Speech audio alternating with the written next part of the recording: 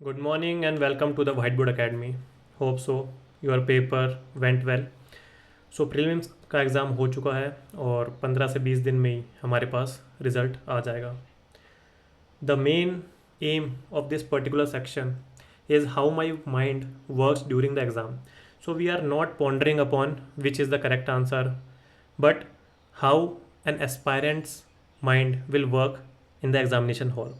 So without any further ado, let's start this session. The very first question is the geography section. तो मैं आपको जो भी मेरी माइंड की वर्किंग है ना इन द एग्जामिनेशन हॉल, मैं वो बताते रहता हूँ और लास्ट में हम कुछ डिस्कस करेंगे, जैसे मेरा स्कोर कितना है या एक्सपेक्टेड कट ऑफ कितनी हो सकती है, इन सब के बारे में. ठीक है, तो अभी हम क्वेश्चंस पे ध्यान देते हैं. थोड़ा सा लंबा सेशन हो जाएगा क्योंकि there are I think 80 to 90 questions that I will be going to discuss here. The first question is regarding geography. The atmosphere is heated more by incoming solar radiation than by terrestrial radiation. So ये बहुत ही basic concept है. मैंने भी अपने जो पहले के free YouTube lectures हैं कोर्सेज में ज्योग्राफी सेक्शन में मैंने पढ़ाया हुआ है. If this is earth, this is sun, it is giving UV rays which are short wave radiations. Our earth absorbs this short wave radiation and not reflect back but give back the long wave radiations. This long wave radiation, इसी के वजह से हमारा majority का atmosphere heat होता है. To corroborate this particular point we can take another example, that is our lapse rate or temperature inversion. As we go high up in the atmosphere, we see the rule of temperature inversion. It means the temperature at troposphere is smaller. Sorry, the temperature at troposphere is larger than temperature at above layers. Understood? तो ये बस मैं example दे रहा हूँ. तो इससे भी हम पता लगा सकते हैं कि yes, the atmosphere has not been heated by the incoming solar radiation but the outgoing long wave radiations of the earth. So this is correct. Carbon dioxide and other greenhouse gases in the atmosphere are good absorbers of long wave radiation, and that is the effect of GHG. If the greenhouse gases are not present in the atmosphere of earth, the atmosphere, not the atmosphere but the earth will freeze. तो ये भी आपके पास in future आ सकता है कि भाई अगर GHG या ग्रीन हाउस गैसेज नहीं होंगे तो क्या होगा, या एटमॉस्फेयर नहीं होगा तो क्या होगा. तो ऐसा नहीं है कि अर्थ हीट हो जाएगा. क्यों? क्योंकि हमको लगेगा कि हमारे पास सोलर रेडिएशन आ रही है, सोलर फ्लेयर्स आ रहे हैं, so earth will heat up. But ऐसा कुछ नहीं है. The earth will freeze without the effect of greenhouse gases. So both the statements are correct. Next question बहुत ही आसान है. मैंने सारी स्टेटमेंट पढ़ी एग्जाम हॉल में और मेरे को पता था कि ये सारी ही है. इसमें मतलब न्यू एस्पायरेंट्स भी और पहले वाले एस्पायरेंट्स भी ज़्यादा कोई डाउट नहीं होगा. The next statement, thickness of the troposphere at the equator is much greater as compare to poles. देखिए मैंने बहुत अच्छे से समझाया था अपने लेक्चर्स में. बेसिकली आइडिया है हमारे पास लैप्स रेट का. ठीक है, तो मैंने क्या बताया था कि we have to discuss the temperature at the tropopause.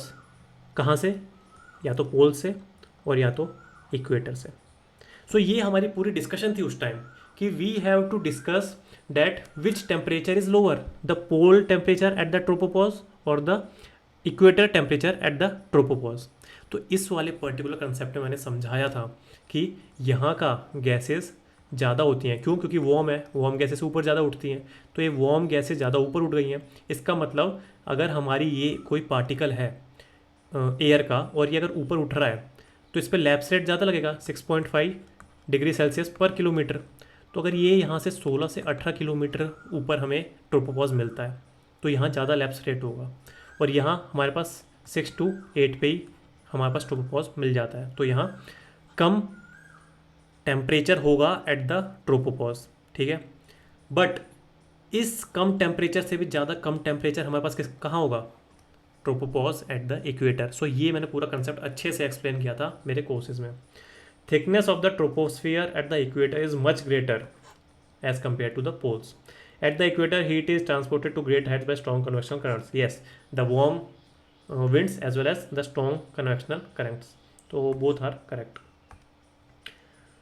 Mind you, मेरे जो वर्किंग है दिमाग की, अब उससे खुद को जज करना, मतलब जिनके कम आ रहे हैं वो देख लेना कि ऐसे दिमाग चलाते हैं जो एक्सपीरियंस कैंडिडेट्स होते हैं, और जिनके मेरे से ज़्यादा आ रहे हैं उनके तो क्या ही कहना, मतलब आपने तो सही अच्छा परफॉर्म किया ही है।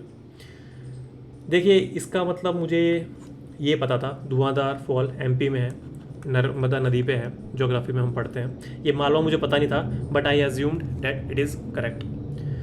हुंद्रू फॉल्स में मैं थोड़ा दिक्कत खा गया, मुझे लगा था ये कर्नाटका में, बट ये भी सही है मैंने जब देखी आंसर की। गैरसप्पा, जोगाड़ागुंडी एंड जोग फॉल्स, ये मेरे को तीनों नाम याद थे, जोग फॉल्स के ही हैं, और ये अच्छे से हम पढ़ते हैं। शरावती रिवर पे है, जो एक वेस्ट फ्लोइंग रिवर है, तो वेस्टर्न घाट्स में है। तो ये मुझे पता था कि ये गलत है, क्योंकि यहाँ नेत्रावती है। तो ये तीनों नाम भी मुझे पता थे, जोगाड़ागुंडी, जोग फॉल्स एंड गैरुसप्पे फॉल्स, ये पता था मुझे। हुंद्रू मुझे पता नहीं क्यों कर्नाटका में, मेरे को सिक्स सेंस की वाली फील आ रही थी कर्नाटका में, पर फिर मैं सोच रहा था यार सुवर्ण रेखा, मेरे को ये पता था हाँ सुवर्ण रेखा छोटा नागपुर प्लेट्यू को दो में फाड़ती है, हज़ारीबाग प्लेट्यू और झारखंड प्लेट्यू, ऐसा था कुछ, तो इतना मुझे याद था। बट ठीक है, ये मेरा गलत हो गया, पर कोई नहीं, आपका सही हुआ तो आप देख लेना। The next question is Himalayan reverse, तो ये बहुत आसान था, मेरा गलत हो गया, बट आप देख लेना। सो आप देख रहे हैं, मतलब पैटर्न ऐसा कुछ है नहीं, मतलब जो ज़्यादा पढ़ के जा रहा है उसी का बहुत अच्छा जगह जा रहा है ना पेपर। एग्ज़ाम के दिन का दिमाग आपका कैसा चल रहा है और उस पर्टिकुलर क्वेश्चन में how well you can concentrate, वो डिपेंड करता है भाई, आपकी नॉलेज पे डिपेंड नहीं करता ज़्यादा। तो ये मेरा गलत हो गया, मैं बता रहा हूँ। ये देखिए सबसे आसान क्वेश्चन है, rainfall is one of the reasons for weathering of rocks, rain water contains carbon dioxide in solution. तो मेरे को बस छोटी सी एक बात दिमाग में ये आ रही थी कि हाँ ये दोनों तो सही लग रहा है मुझे, बट रेनफॉल से हम फिजिकल वेदरिंग भी करा सकते हैं, केमिकल वेदरिंग भी। केमिकल कैसे, सॉल्यूशन से करवा सकते हैं, फिजिकल तो होती है जब स्प्लैश पड़ते हैं तो शीट एरोजन और ये सब हमने पढ़ा हुआ है। तो बस इतना सा मेरा दिमाग में आया था, पर जनरली मुझे सही लगे दोनों। ये बहुत अच्छा क्वेश्चन है और ये मैंने अपने कोर्सेज में भी किया था। क्यों? क्योंकि हम राइन और रोन रिवर पढ़ते हैं। ये है रोन रिवर, जिसका रिलेशन है मिस्ट्राल से, और मिस्ट्राल जाती है, सॉरी रोन जाती है मेडिटेरेनियन सी में, ठीक है। और ये हमारे पास राइन रिवर, और राइन रिवर कहाँ से पास होती है, बीच में दो माउंटेन से पास होती है। एक जर्मनी के वो माउंटेन्स हैं, जर्मनी वाले माउंटेन्स हैं, और दूसरे वाले हमारे पास फ्रांस के हैं। तो फ्रांस के हैं वॉस्जेस, और जर्मन के हैं हमारा फेवरेट पेस्ट्री ब्लैक फॉरेस्ट। तो ये दोनों फॉरेस्ट के बीच में से पास होती है, तो वॉस्जेस से और ब्लैक फॉरेस्ट से। तो अब देख लेते हैं सेंट्रल एशिया, वॉस्जेस, फोल्ड माउंटेन। तो देखिए सेंट्रल एशिया में तो नहीं है, यूरोप में है, तो ये गलत हो जाता है। सेकंड है यूरोप, यूरोप में एल्प्स है वो ब्लॉक माउंटेन्स है नहीं भाई, मैंने अपने कोर्सेज में पढ़ाया हुआ है। वैसे तो मैंने तीन चीज़ें पढ़ाई हुई हैं, पर इसमें दो ही पूछी हैं, new and old fold mountains, और हमारे पास है ब्लॉक माउंटेन्स, ठीक है। तो न्यू और ओल्ड, तो जो न्यू है वो हमारे पास है हिमालयाज़, न्यू में सारे आ जाते हैं, ठीक है ना। और ओल्ड में आ जाते हैं हमारे पास Aravallis, Appalachians and mountains of Scandinavia and Urals, बस इतने ही आते हैं। और अब इसमें सारे लगा लो, रॉकीज़, एंडीज़, एल्प्स, ठीक है, एटलस, ये सारे आते हैं। तो ये मैंने सब पढ़ा रखा है अपने कोर्स में। और ओल्ड में जो सबसे ओल्डेस्ट माउंटेन्स है, जैसे अरावलीज हो गए, एप्लेशियंस हो गए यूएसए में, माउंट्स ऑफ स्कैंडिनेविया हो गए, देन और यूराल्स माउंटेन जो रशिया को बीचों बीच फाड़ते हैं, ठीक है। और ब्लॉक माउंटेन्स में तो बहुत सारे हो जाएंगे, जैसे अपने विंध्यास और सतपुराज हैं, देन ये जो लिखा हुआ है ये भी वॉस्जेस, और ये सब शायद से ब्लॉक माउंटेन्स ही हैं। नॉर्थ अमेरिका एप्लेशियंस, फोल्ड माउंटेन्स, तो मेरे को इतना भी पता था कि हाँ ये एप्लेशियंस है, ये ओल्ड फोल्ड माउंटेन्स है। साउथ अमेरिका में एंडीज़ है, और ये न्यू फोल्ड माउंटेन है, ये भी मुझे पता था। तो ये आंसर हो जाता है। अगला क्वेश्चन देखिए। अब देखिए जो मैं अभी बोल रहा था कि it doesn't matter how much knowledge do you possess और how much knowledge do you remember, but is your mind working right in that particular question और नॉट। अब मैं इतने साल से तैयारी कर रहा हूँ, ऑफकोर्सली मेरे को 3 साल डिफेंस एस्पायरेंट बने हो गए, और उसके बाद 2 साल मेरे को अभी यूपीएससी आईएएस की प्रिपरेशन करते हुए हो गए। इस क्वेश्चन में देखो मेरा दिमाग कैसे चला, मैं कंफ्यूज हो गया, और मैं कंफ्यूज भी नहीं हुआ, मेरे दिमाग ने बस इक्वेट कर दिया बाल्टिक एंड नॉर्थ सी, इसके मेरे दिमाग ने ये इक्वेट कर दिया। मतलब I am thinking that yes I am doing the question right, ये नॉर्थ सी लिखा है, तो in my mind I am thinking that yes I am correcting the answer by giving this answer, that what are the bordering countries of the North Sea. But in my mind these two are equated, मतलब अब मैं mind में Baltic सी सोच रहा हूँ, और Baltic सी के पास Russia की एक टेरिटरी छोटी सी निकलती है, आपको याद है? तो उसके वजह से मेरे को पता था ये फिनलैंड, इसमें से देख लेता हूँ मैं एक बार। मैंने ये बाल्टिक सी सोच के मैंने ये लगाया है, ये मैंने हटा दिया था, ये लगा दिया और ये लगा दिया, तो मैंने ये लगा दिया जो कि गलत आंसर है, ये आंसर है। सो देख रहे हो, मतलब एग्ज़ाम हॉल में अलग ही होता है ना, अगर आप बाहर आके पेपर सॉल्व कर रहे हो so it is entirely different thing. अब आप ये मत सोचना कि क्या बेवकूफ़ है कितने आंसर गलत करके आया है, क्योंकि मुझे पता है कि ऐसे बहुत सारी चीज़ें होती हैं। CDS भी मैंने 5 बार लिखा हुआ है, CAPF मैंने 3 बार गया हुआ हूँ, मैं इंटरव्यू तक पहुँचा हुआ हूँ मैं। तो ये सब रियलिटीज़ हैं एग्जामिनेशन हॉल की। कोरियलिस फोर्स के बारे में पूछा गया है, देखिए ये तो मेरी नॉलेज में थोड़ा लैकुना था, इसीलिए नहीं आया। क्यों? क्योंकि मेरे को ये स्टेटमेंट गलत लगी, पर इसकी जो फॉर्मूला है उसी में विंड वेलोसिटी आ जाती है, तो ये मेरा गलत हो गया, मैंने ये इसको गलत मार्क किया था, पर ये है सही, और ये मेरे को पता था अच्छी तरह, तो ये मेरा गलत हो चुका है। With reference to water vapour, one of the easiest question, it is a gas, सबको पता है, the amount of which decreases with altitude, सबको पता है। Up to 5 kilometre I think 90% water vapour मिल जाती है अर्थ के क्रस्ट से, up to 2 kilometre 50% water vapour यहीं समाई होती है, तो ये सब मुझे पता था, छोटी छोटी चीज़ें ना।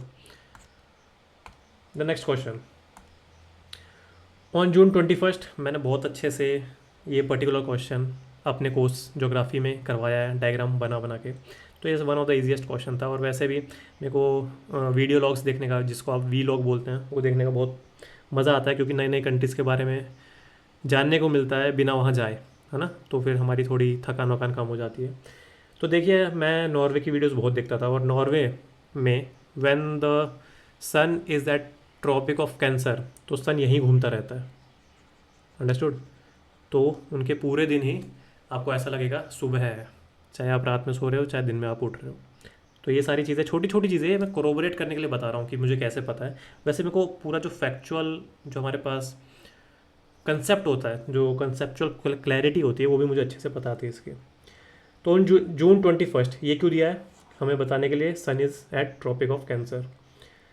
विच of the following latitude experience a sunlight more than 12 hours, तो मोर देन 12 आवर्स के लिए क्या क्या बोलेंगे हम, ट्रॉपिक ऑफ कैंसर में करता है। इक्वेटर पे कैसे करेगा, इक्वेटर पे नहीं करता ना, मोर देन 12 आवर्स नहीं करता, बस 12 आवर्स करता है। ट्रॉपिक ऑफ कैप्रिकॉर्न में तो बात ही नहीं, वो तो जो भी नॉर्थ में हो रहा है साउथ में सब कुछ उल्टा हो जाता है। और Arctic circle, yes, Arctic circle में भी हमेशा हमको 12 आवर से ज़्यादा हमें दिन दिखेगा। क्यों? क्योंकि ये 21 जून है। अगर यही सन ट्रॉपिक ऑफ कैप्रिकॉर्न पे आता तो 12 आवर से ज़्यादा हमें नाइट दिखती है एट द आर्कटिक सर्कल। तो 2 और 4, देखिए कैसे चलता है दिमाग। ये 3-4 क्वेश्चन इससे पहले मेरे को आसान आसान लगे, so I have mark them correctly, but this question मेरे माइंड ने खुद ही बोल दिया कि ये भी आसान क्वेश्चन है, इस पे टाइम वेस्ट मत कर, जल्दी से टिक करके आगे बढ़। मैंने ये बस पढ़ा, annual and daily range of temperature is low and precipitation occurs through out the year, और मैंने ये छोड़ दिया पढ़ना बस 250 and I marked equatorial which is incorrect. और अगर मेरे को ये पता भी होता, मैंने 50 सेंटीमीटर देख भी लिया होता, तो भी मुझे लगता नहीं कि I would able to mark the correct answer, क्योंकि ये मैंने ये वाला पर्टिकुलर चीज़ पढ़ी थी। मतलब ये मुझे पता नहीं कौन सी, शायद से ब्रिटिश टाइप का क्लाइमेट है या कुछ है, ये पढ़ा था हुआ था मैंने। ये पर्टिकुलरली मुझे पता नहीं था कि क्या होता है, तो अगर मेरे को पता भी, मैंने 50 सेंटीमीटर देख भी लिया होता, तो आई थिंक मैं नहीं लगा पाता ये ना। और गैस वर्क तो कर ही सकता था, पर नहीं, मैंने इक्वेटोरियल लगाया क्योंकि मैंने ये पढ़ना ही भूल गया। सो ये होता है कंसंट्रेशन एग्ज़ाम हॉल का। अब ये देखिए, इसमें मेरा दिमाग ऐसे चला, वैसे मैंने पढ़ा हुआ था, बट वही है, आप एक बार ही चीज़ पढ़ते हो ना, तो इतना आपको याद नहीं रहता। तो मुझे बस ये लगा था, मैंने ये दोनों में से चूज़ किया था कि मैं दोनों में से लगा दूंगा। तो मैंने सिक्स सेंस लगाया अपना कि रियो दे प्लाटा बेसिन, मेरे को लग रहा है ब्राज़ील में है। मैंने अभी तक चेक नहीं किया, पर मुझे लग रहा है ब्राज़ील में। और ब्राज़ील में मैं कुछ ग्रान चाको पढ़ता हूँ, हम अपने ज्योग्राफी के लेक्चर्स में ग्रान चाको पढ़ते हैं, और एक और चीज़ पढ़ते हैं, उसका नाम भूल रहा हूँ। तो मुझे लगा कि भाई ये भी हो सकता है, ये भी, बट मैं ज़्यादातर अमेज़ोन के साथ ही जाना चाहता था। हमारा आंसर क्या था। तो ये चीज़ होती है जब आपका एकदम ब्रूटल आंसर होता है, आपका कुछ लॉजिक नहीं लगती। तो ये भी मेरा गलत हुआ है। अच्छा, ज़्यादातर मैं गलत वाले इसीलिए बता रहा हूँ ताकि आपको पता चले। ऐसा नहीं है मेरा स्कोर कम है, ठीक ठाक ही स्कोर है मेरा, बट मैंने ज़्यादातर वही क्वेश्चन निकाले जो मेरे गलत है। ये देखिए, इन दिस पर्टिकुलर क्वेश्चन मेरे को नहीं पता था ये क्या है, कभी मैंने पढ़ा भी नहीं था, बट मैंने जैसे ही स्टेटमेंट पढ़ी उधर मुझे लगा नहीं यार तीनों सही हैं, और हमारे पास्ट एक्सपीरियंस भी बोलते हैं 1 2 3 ऑल ऑफ द अबव ज़्यादातर सही होते हैं ऐसी स्टेटमेंट्स में। और मैंने स्टेटमेंट्स पढ़ी भी, ऐसा नहीं मैंने पढ़ी नहीं, तो मुझे सही लगी। Understood. This yet again another question in which I don't have any knowledge. Indian flying fox, मुझे कुछ याद नहीं आ रहा था। थोड़ा सा याद आ रहा था वो फ्रूट बैट और इनके बारे में जब कोरोना फैला था ये सब, बट मेरे को याद नहीं आ रहा था। और मैंने वर्मिन की लिस्ट कभी पढ़ी हुई थी 1 साल पहले कुछ, तो उसमें तो ऐसा कुछ लिखा नहीं हुआ था, मतलब मेरे हिसाब से नहीं लिखा हुआ था। तो मैंने तो ये गलत कर दिया, और गलत करते ही मेरा आंसर आ गया जो कि इनकरेक्ट आंसर था। तो भर भर के इनकरेक्ट किए हैं। इसमें मुझे श्योर था, ये मैंने कहीं पढ़ा हुआ था सिकाडा। फ्रॉग हॉपर मैंने कहीं नहीं पढ़ा था। पॉन्ड स्केटर मैंने एनवायरनमेंट की क्लास में पढ़ा हुआ था, जब हम वो पढ़ते हैं ना न्यूस्टॉन, पेरीफाइटॉन, ऐसे करके कुछ चीज़ें पढ़ते हैं। नेक्टॉन्स, नेक्टॉन का तो PYQ भी है ना। सो उसमें मैंने पढ़ा हुआ था, तो मुझे ये पता था these are insects. 100 million farmers, मैंने एक बार मेरे आंखों के सामने से गया होगा, मुझे याद नहीं आ रहा था, but I have use the elimination technique and mark this question incorrectly. But इससे सीख क्या मिलती है, मैंने सही एलिमिनेट किए थे, मैंने ये दो एलिमिनेट किए थे, मुझे लग रहा था कि इसमें से है और इसमें से है, बट ज़्यादातर FPOs बहुत न्यूज़ में होती है, और मुझे लगा ये इंडियन गवर्नमेंट का ही कुछ होगा, तो मैंने ये मार्क किया। But you can see there is a 50% possibility that I will mark the answer correctly, और 50% possibility is way higher. Understood. तो ये तो मुझे करना ही करना था, तो इनकरेक्टली किया कोई दिक्कत नहीं है, पर किया है मैंने ये देखिए, ये मैंने अपनी अकल लगाने की कोशिश करी और ये मेरा गलत हो गया, जो कि नहीं होना चाहिए था। टू बी ऑनेस्ट मेरा नहीं होना चाहिए था गलत, बट ये गलत हुआ। क्यों? Giant stars live much longer than dwarf stars, ये मैंने इनकरेक्ट इसीलिए किया, मेरे माइंड में दोनों पॉसिबिलिटी आ गई थी। The knowledge of this particular question I don't have at that period of time, but मेरे माइंड में दोनों पॉसिबिलिटी आ गई थी। जायंट स्टार ड्वार्फ स्टार से क्यों ज़्यादा जीते हैं, जायंट स्टार ड्वार्फ स्टार से क्यों कम जीते हैं, और मैंने दोनों की रीजनिंग निकाली थी, और उस टाइम वो सही थी। अभी मैंने आके पढ़ा तो रीजनिंग सही भी थी, बट वही है उस टाइम आपका कैसे माइंड चल रहा है, आप कैसे डिड्यूस कर रहे हो आंसर, तो उस पर बहुत कुछ डिपेंड करता है ना। तो giant stars live much longer than dwarf stars, ये इनकरेक्ट स्टेटमेंट है, मैंने इसी को करेक्ट मान लिया था। क्यों? क्योंकि जायंट स्टार अगर डॉर्फ स्टार से ज़्यादा जी रहे हैं तो उनके पास ज़्यादा हीलियम H2 है, उससे ज़्यादा हीलियम बन सकती है, उससे ज़्यादा रोशनी होगी, तो वो ज़्यादा देर जी सकते हैं। मैंने ऐसा निकाल दिया था, और इसमें भी मैंने सही सोचा था कि उनके पास ज़्यादा H2 है, मतलब ज़्यादा हीलियम बन सकती है, मतलब उनकी रेड जायंट स्टेज जो है वो देर में आएगी। क्यों? क्योंकि ज़्यादा उनके पास, सॉरी, जायंट स्टार्स के पास उनके पास ज़्यादा हीलियम है, इसके मतलब ज़्यादा न्यूक्लियर फ्यूजन होगा। अगर ज़्यादा न्यूक्लियर फ्यूजन होगा तो उनकी जायंट रेड जायंट की फॉर्म जल्दी आएगी, तो वो जल्दी मरेंगे। तो मैंने दोनों डिडक्ट कर लिए थे उधर ही, बट उस टाइम मेरा दिमाग नहीं चल रहा था, तो मैंने गलत आंसर मार्क किया। ये देखिए, बहुत ही क्या बोलूँ, कॉमन सेंस वाला क्वेश्चन लगा मेरा। Many chewing gums found in the market are considered a source of environmental pollution. तो ये तो बिल्कुल सही है, इसमें तो मेरे को कोई डाउट नहीं आया। इसमें मेरे को डाउट आया कि भाई ये जो बड़ी बड़ी कंपनीज़ हैं रशिया में भी और हमारी भी जो FSSAI है, ये क्या कर रही हैं बैठ के, अगर ये चीज़ सही है तो। बस मेरे माइंड में ये डाउट आया था, बट मतलब मैंने PYQs भी बहुत सॉल्व किए हैं, तो उनके वजह से सिक्स सेंस ने बोला नहीं भाई सही लग रहा है, तो मैंने सही कर दिया। बट हाँ, जेनुअनली मेरे दिमाग में ये चीज़ आई थी कि ये बड़ी बड़ी जो फूड स्टैंडर्ड्स कंपनी है USA की, यूरोप की, ये कर क्या रही है अगर ये चीज़ हो रही है तो ना। क्योंकि फिर मैं आपको ये सब इसलिए बता रहा हूँ क्योंकि जो बड़े बड़े कोचिंग सेंटर्स होते हैं ना, वो बोलते हैं अरे हाँ ये तो बिल्कुल सही है, ये तो हो ही सकता है, आपके वहाँ भी चलना ही चाहिए। बट ऐसा नहीं होता वहाँ। ये अब इस वाले जो पर्टिकुलर मेरा अजम्पशन है या प्रिजम्पशन है, ये क्यों गलत है बताओ। ये बड़ी बड़ी कंपनीज क्या करनी है, अगर ऐसे ही च्युइंग गम से प्लास्टिक मिल रही है, कोई अलग पदार्थ होता है, जैसे अभी पिछले ही साल एस्पार्टम न्यूज़ में था ना, हैप्पीडेंट वाइट और इन सब में, तो एस्पार्टम समझ में आता है, that is the man made sugar, तो शुगर्स तो हमें समझ आते हैं, केमिकल्स एंड शुगर्स, बट आप प्लास्टिक ही सीधा गम में डाल रहे हो। है ना। तो इस ये वाला भी कॉमन सेंस हमारा सही था उस टाइम। बट यही है कि अगर हमारी जो यूपीएससी की आंसर की आ गई, अगर ये आ गई तो वेल एंड गुड है, हमारा सही है। बट अगर ये वाला उसने कंसेप्ट ले लिया तो गलत हो जाएगा। बट मेरे को भी, मैं भी श्योर हूँ कि हाँ यही होगा आंसर ना, दोनों सही हैं। तो ये जो कोचिंग वाले होते हैं ना, तो वो तो कर ही देंगे कि यही आंसर है, और हमको भी वही करना है at the end of the day. जो भी मतलब कोई न्यू एस्पायरेंट है, हमको भी यही करना है। यूपीएससी हमारे साथ अलाइन नहीं होगी अगर वी आर एस्पायरेंट्स। यूपीएससी हमारे साथ अलाइन नहीं होगी, aspirants has to align with UPSC. ये जितना जल्दी समझ जाओगे उतना जल्दी आपका प्री क्लियर हो जाएगा और मेंस में बैठने का चांस मिल जाएगा। ये देखिए, ये तो मतलब मेरी स्टूपिडिटी थी, पता नहीं मैंने क्यों सोचा, मैंने नाइट्रस ऑक्साइड कर दिया। क्यों? क्योंकि इसको N2O बोलते हैं। मेरे को लगा लाफिंग गैस है, ऐसा कुछ करती होगी जिससे हमको क्या बोलते हैं, हंसी आती होगी, मेरे को ऐसा लगा। बट इसका आंसर ये बोल रहे हैं सारे। नाइट्रोजन डाइऑक्साइड तो नॉक्स है, ये तो नहीं हो सकता था, और ये मैंने कभी सुना नहीं था। तो इन दोनों के बीच में लग रहा था मुझे। तो नाइट्रस ऑक्साइड मैंने इसलिए लिया क्योंकि ये लाफिंग गैस है, मुझे पता था। Then we have this particular question, in how many of the above activities can the radars be used. देखिए इसका भी सारे लोग मतलब अलग अलग ही आंसर बता रहे हैं। जो मेरा फर्स्ट इंस्टेंस था एग्ज़ाम हॉल में, मेरे को लगा तीनों करो आगे चलो, और वो मैंने किया भी, मैंने तीनों कर दिए। सॉरी नॉट तीनों, ये हटा के मैंने ये दोनों कर दिए, ओनली 2 मैंने किए हैं। क्यों? क्योंकि मैंने तीनों चीज़ें पढ़ी थी। Monitoring of precipitation, yes Doppler है, अच्छे से पता था। Tracking the migration of animals, हाँ क्यों नहीं भाई, अगर मैंने ये अंदाज़ा लगाया because I am from the air force background,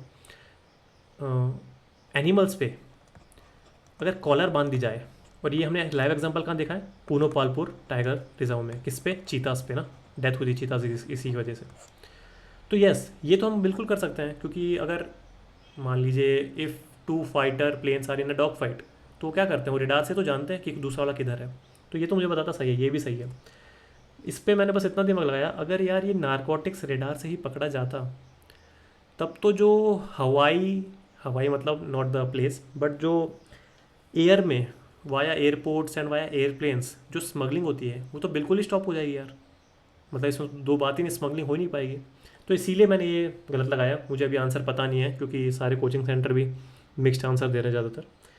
but मुझे तो लगता कि ये 1 हो सकता है, मेरे हिसाब से तो नहीं हो सकता, क्योंकि तब तो फिर जो एयर ट्रैफिक में जो स्मगलिंग होती है वो तो बिल्कुल ही रुक जानी चाहिए।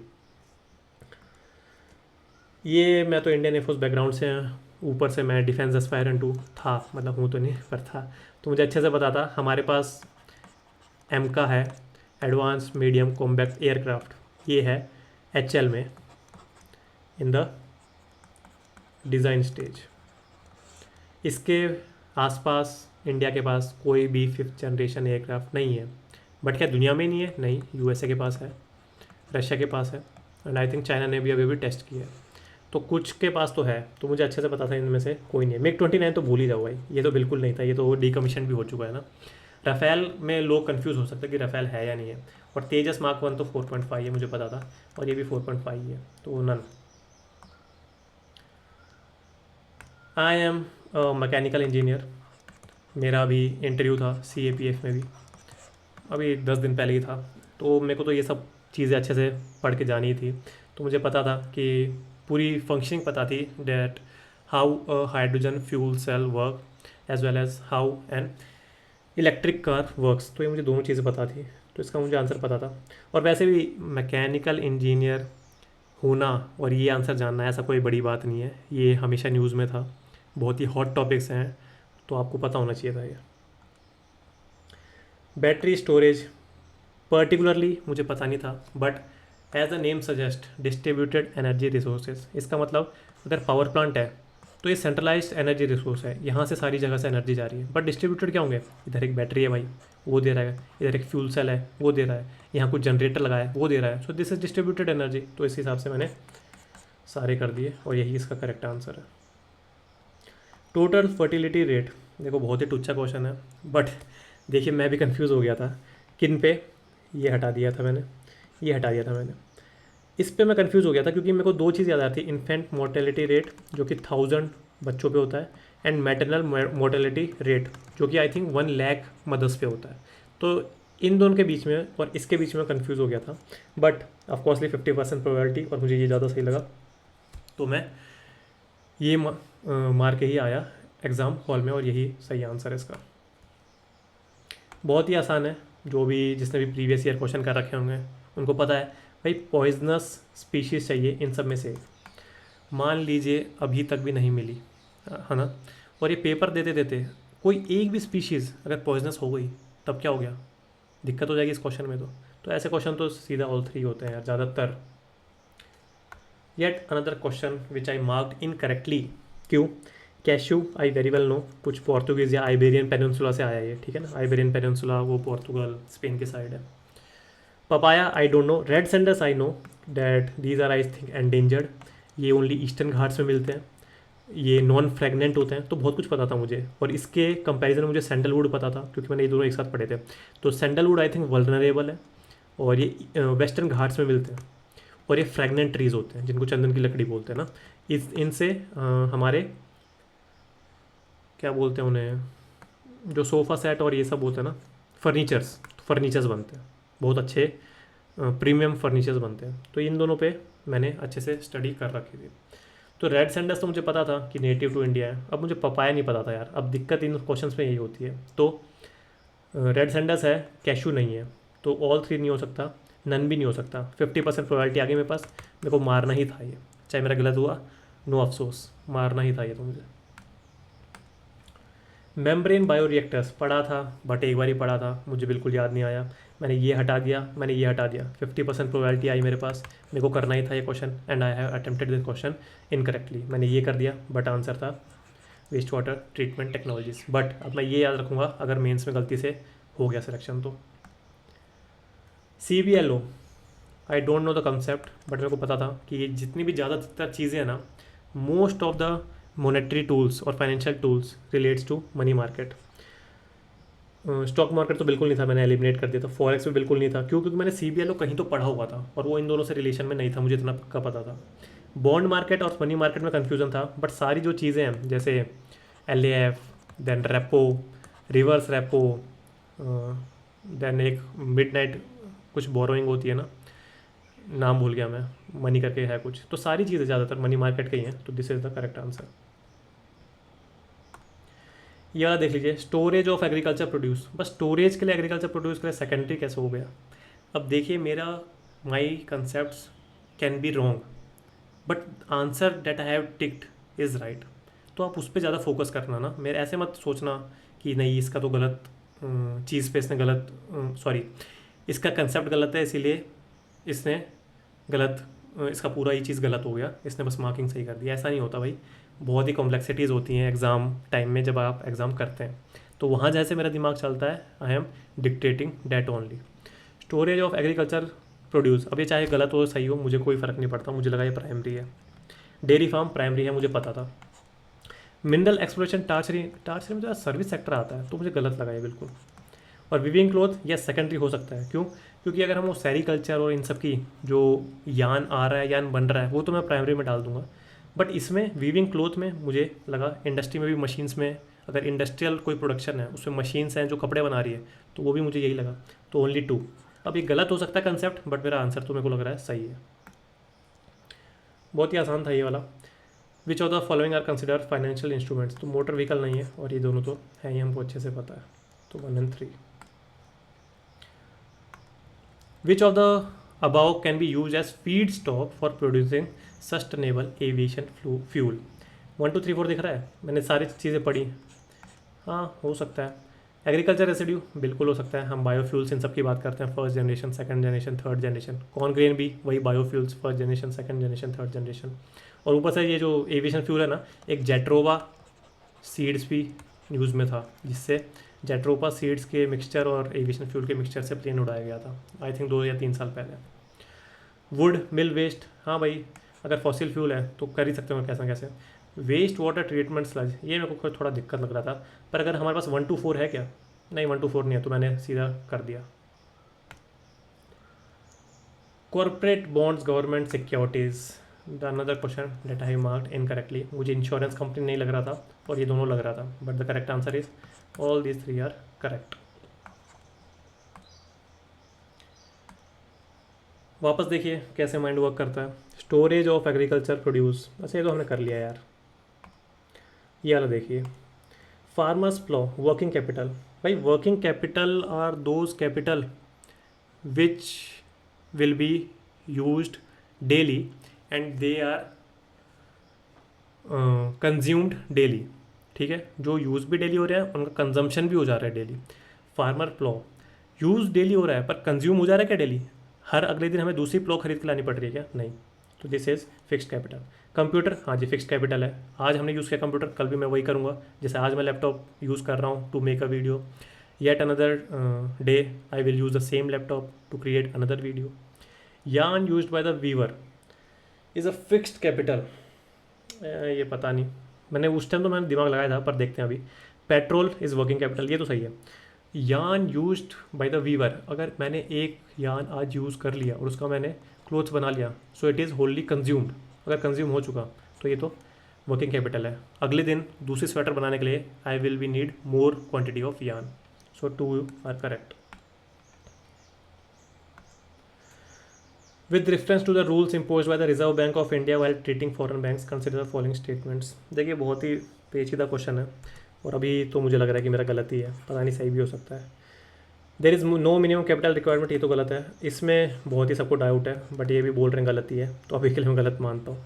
हमको क्या है मतलब, सीधी बात है, इसके जुड़ने तो है नहीं, स्कोर तो जुड़ना है नहीं। अगर हम क्लियर कर रहे हैं तो मेंस में बैठेंगे हम, सीधी बात ही है।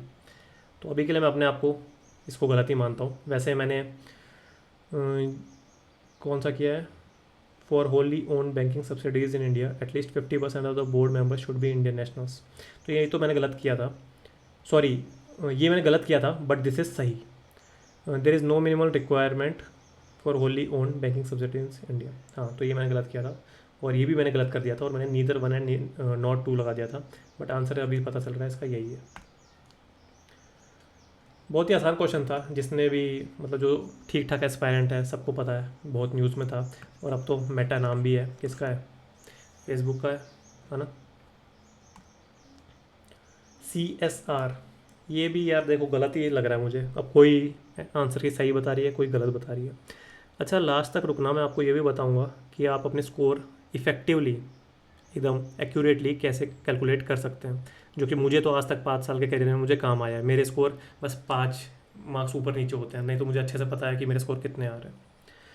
CSR rules specify that expenditures that benefit the company directly or its employee will not be considered as CSR activities। अब मैंने ये मार्क किया है बट कुछ आंसर कीज बोल रही हैं कि नहीं, कॉर्पोरेट सोशल रेस्पॉन्सिबिलिटी का जो भी एक्ट है तो उसमें लिखा हुआ है, ऐसा कुछ लिखा नहीं हुआ है। और ये तो सबको पता था, हम सारे एस्पायरेंट्स को, कि 2% of the average book profit of the last 3 years ऐसे करके कुछ है। तो मुझे इसका आंसर पता नहीं है, आप देख लेना। सब बोल रहे हैं कि ये भी गलत है, तो दोनों मना कर रहे हैं। ये बहुत ही आसान क्वेश्चन था, क्योंकि डिजिटल रूपी was in news in the recent past 2 to 3 years. It is a sovereign currency, हाँ सॉवरेन है। इशूड बाय RBI, हाँ जी RBI 2 फॉर्म में करता है, सेंट्रलाइज कर सकता है, डिसेंट्रलाइज करता है, टोकन बेस्ड कर सकता है और होलसेल बेस्ड करेंसी कर सकता है। तो ये बहुत सारी चीज़ें थी। In alignment of its monetary policy, हाँ it appears as a liability, yes. Basically digital रुपये, अगर आपको सीधे मायने में बताऊँ, जो भी हम अभी रुपये यूज़ कर रहे हैं ना, अगर वो हम RBI को, वैसे तो डिपॉजिट नहीं कर सकते आप RBI को डायरेक्टली, बट मैं कंसेप्चुअल क्लैरिटी की बात कर रहा हूँ। अगर आप RBI को डिपॉजिट कर दे दो तो RBI के पास एक तहखाना है, उसमें सारी फिजिकल करेंसी नोट रखेंगे। दिक्कत क्या है? The main challenge of this particular thing is the cost incurred by preserving this physical asset. Now the RBI has innovated this digital रूपी that is based on blockchain technology. तो इसमें क्या करेगा, अभी जो फिजिकल कैश है ना, मान लीजिए हमारे पास एक क्लाउड है, क्लाउड मतलब बादल नहीं, कंप्यूटर वाला क्लाउड है। उस क्लाउड में हम डिजिटल असेट क्रिएट कर रहे हैं और वो हम बांट रहे हैं। इसका मतलब आपके मोबाइल में अगर RBI मतलब अगले 3-4 साल में रुपए भेज रहा है मार्केट में, तो आपके मोबाइल में बस एक कूपन आ जाएगा या एक नोट टाइप, पर डिजिटल होगा वो। अंडरस्टूड? तो आप जाओगे, जैसे अभी आप UPI से करते हो, आप वो डायरेक्ट कर देते हो। बट UPI और डिजिटल रूपी में अंतर क्या है असली में? वो तो हम, मैं तो वही एक ही चीज़ बता दी। भाई अंतर ये है, जब भी आप यूपीआई से किसी मर्चेंट को पेमेंट कर रहे हो, तो bank one and bank two are involve in this. UPI is just a platform. Understood. The UPI is enhancing the interoperability of our digital public infrastructure. But actually वो जो हम यूपीआई यूज़ करते हैं वो रिक्वेस्ट जाती है bank के पास, bank will transfer to bank two and bank two will confirm that UPI payment has been successful. So banks are involved here, but in the case of digital rupee, no banks will be involved. इसका मतलब kind of आपके पास एक digital wallet है, वो दूसरे digital wallet में चले जाएगा. So this is analogous to physical cash. अगर आपके पास 100 रुपये का नोट है, आप मर्चेंट के पास गए, 100 रुपये का नोट दिया, आपने चीज़ खरीद ली, तो ये चीज़ है डिजिटल रुपये की. It is insured against inflation by its very design. ऐसा कुछ नहीं यार, क्या ऐसे इन्फ्लेशन हो सकता है? और ये सही है बिल्कुल ना. तो 1, 2 एंड 4 आपको ऑनेस्टली बताता हूँ. बुद्धिज़्म मैंने बहुत थॉरोली स्टडी किया है, अंदर से अंदर तक, मतलब PYQs के भी अंदर तक मैंने अच्छे से स्टडी किया है. जैनिज़्म मैंने ओनली PYQs लेवल तक स्टडी किया है, मतलब जो हमारी कोचिंग पढ़ाती हैं वो, and up to PYQs solving. पर बुद्धिज़्म मैंने उससे भी आगे तक पढ़ा हुआ था. इतना ज़्यादा पढ़ने के बाद भी मुझे दो चीज़ पता थी कि जो गौतम बुद्ध थे उनको Shakyamuni, Tathagata, light of Asia, और एक दो चीज़ और भूल जाती थी, अभी याद नहीं आ रही, पर मुझे पता थी. मैंने न्यायपुत्र कहीं सुना नहीं था. अब अगर मैंने बुद्धिज़्म अच्छे से नहीं पढ़ा होता तो मुझे लगता है यार न्यायपुत्र भी होगा ही होगा. बट क्योंकि मैंने बुद्धिज़्म अच्छे से पढ़ा था, इसलिए मैंने मतलब kind of leap of faith ले ली मैंने कि नहीं यार न्यायपुत्र नहीं हो सकता यार. मैंने अपनी नॉलेज पर भरोसा किया और वो काम आया. 2 and 3 are answer. Again my half knowledge plus sixth sense question. ये चीज़ मुझे अच्छे से पता थी. इनाम गांव महाराष्ट्र, चारकोलीथिक बहुत ही है, चारकोलीथिक की और भी बहुत है, हरबानस है, दाहिमाबाद है, गिलुंद है, ठीक है, जोरवे कल्चर है, और देन इनाम गांव में भी मिलता है वो. तो ये सारी मुझे अच्छे से बता दी. तो 2 तो है ही है, तो गलत हो गया. 50% प्रॉबिलिटी आ गई, मेरे को मार्क करना ही करना था, तो मैंने 2 and 3 किया शायद से. मांगडू है केरला में, मेघालिथिक साइट है, ठीक है. और भी जो कोचिंग साइट्स हैं वो बता रही हैं कि नहीं आप ऐसे दिमाग लगा सकते थे, ऐसे लगा सकते थे. भाई नहीं चला, मेरा तो नहीं चला, बिल्कुल नहीं चला. और अब ये है, यही है जो है. मैंने 2 and 3 लगाया. तो आप देख रहे हो, अगर आपके 5, जो 50% वाली बात बता रहा हूँ मैं, अगर 5 आपके करेक्ट हैं और 5 ही इनकरेक्ट हैं, तो आप टोटल कीजिए, आप हमेशा पॉजिटिव में रहेंगे. सो ये है हमारी मैथ्स लगाने की क्षमता इन द GS पेपर. अच्छा, परमानेंट सेटल से कौन सा है? परमानेंट सेटलमेंट है ना, reference to the Cornwallis. Cornwallis ने वही जमींदारी या परमानेंट सेटलमेंट लाया था. अंडर द रियोतवारी सेटलमेंट, तो रियोतवारी तो था ही नहीं, तो ऐसे ही गलत हो जाता है. Under the permanent settlement in Bengal. अच्छा, परमानेंट सेटलमेंट थी, यस. बंगाल में थी, yes. If the zamindar fail to pay his revenues to the state on or before the fix date, he would be remove from his zamindari. ऑफकोर्सली Britishers only objective was to create or harvest revenue. उनके पास कुछ भी possible ways हों वो use करेंगे. वो कोई भी दीन और दया भाव से नहीं आए थे इंडिया में. So this is correct. अच्छा, आपने एक और बात नोटिस की. एक्चुअली ये मैंने बात क्वेश्चन करते टाइम नोटिस नहीं की थी एग्जाम हॉल में, कि नॉट करेक्ट वाले तो पूछे ही नहीं गए यार इस बार, है ना. और जब मैं एग्जाम हॉल से बाहर निकला तब मैंने दिमाग चला यार कोई नॉट करेक्ट तो नहीं था, तो मैं बहुत डर गया था. तो ये भी एक बहुत अच्छी बात है कि मैंने ज़्यादा इस बार ध्यान नहीं दिया करेक्ट और नॉट करेक्ट पे, जो कि मेरे लिए अच्छी बात इसीलिए हुई क्योंकि इस बार पूछे ही नहीं गए. नहीं तो कितना बड़ा सरदर्द हो जाता, मेरा 1 साल पूरा वेस्ट हो जाता ना इसके चक्कर में. देर आर नो पैराबल्स इन उपनिषद. इसका मतलब भाई मेरे को नहीं पता था. 5 साल से और मेरी अच्छी इंग्लिश है, मतलब ऐसे भी नहीं मेरी बेकार इंग्लिश है, मेरी बहुत अच्छी इंग्लिश है. CDS CAP जैसे पेपर क्लियर किए मैंने. उपनिषद्स वर कंपोज अर्लियर देन पुराना, ये मुझे अच्छे से पता था. बिकॉज जो लेटर क्षत्रियज एंड ब्राह्मण्स थे ना, उनको लगता था ये पुराण जो है ना, इन्होंने सब आके तबाह कर दिया. क्यों लगता था? क्योंकि ये पुराण सबसे लेटेस्ट बने थे और इन्होंने री इंटरप्रेट किया पहले वाले वेदास को, है ना. उनमें कुछ चीज़ें ऐड ऑन कर दी, कुछ डिलीट कर दी, कुछ अलग इंटरप्रिटेशन दे दी, ये सब किया था, ठीक है. और पुराण का मतलब ही मुझे ये लगता है कि the one that news the old. तो मैंने ऐसा कुछ एक स्टेटमेंट पढ़ी थी, है ना, थोड़ी absurd statement I know, but ऐसे था, the one that new the old, ऐसे करके कुछ था. तो पुराणस पढ़े थे मैंने. और पैराबल्स मुझे पता नहीं था, बट ये होता है आपका प्रेजेंस ऑफ माइंड। मैंने हिंदी सेक्शन में देख लिया, तो उसमें था नीति कथा, मुझे अच्छे से याद है। तो नीति कथा से मुझे समझ आ गया, अच्छा ये चीज़ ये बोलना चाहता हूँ, तो वो तो इनकरेक्ट होनी ही होनी है ना। तो tool is answer. Provisional president भाई बोलने की ज़रूरत नहीं है, सबको पता है यार ये चीज़ ना। और इसके ऊपर आपको ये भी पता होना चाहिए कि दो हमारे पास वीसी थे ना, वाइस प्रेसिडेंट, वीपी। तो वो कौन कौन से थे वो भी आप अगली बार से पढ़ के ही जाना ना, उनमें से एक तो यही थे। ठीक है, ये वाला क्वेश्चन देखिए, आप वापस देखिए 50% कैसे लाते हैं। मैंने आर्ट एंड कल्चर पढ़ा हुआ है, नाट्य शास्त्र भाई अभी तक याद था, बताओ अभी भूल गया मैं। तो मेरे को उधर अच्छे से याद था, ठीक है, कि नाट्य शास्त्र किसने लिखा हुआ है। महाभाष्य पतंजलि, अष्टाध्यायी पाणिनि, ठीक है, महाभाष्य पतंजलि, ये सब मुझे अच्छे से पता था। नाट्यशास्त्र भाई